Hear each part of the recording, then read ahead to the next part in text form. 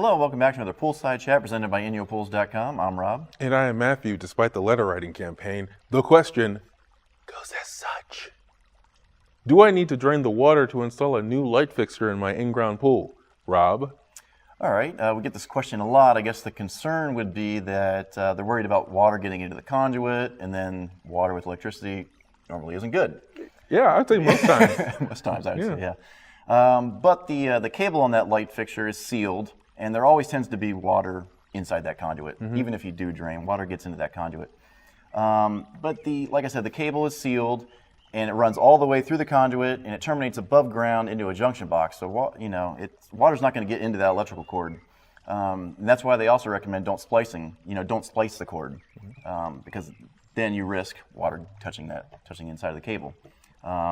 We were trying to think of any reason why you would need to drain the water. Like if your pool was on a hill, for some reason, let's say the pool is on an embankment and the equipment is down below, then obviously all electricity and pipes would be going downhill. So if you pop open that epoxy or unplug the cord stopper, the water's just gonna go swooshing down to your equipment and wash everything away, and be the hardest draining bathtub you would ever come across. Also the most expensive.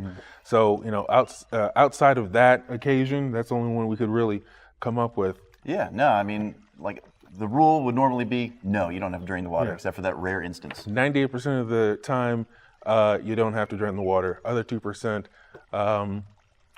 bring your floaties. But if you have any questions, or if you have a pool on a hill, leave a question down below in the comments. And if you, for any of your pool needs, visit us over at InyoPools.com. And thanks for watching.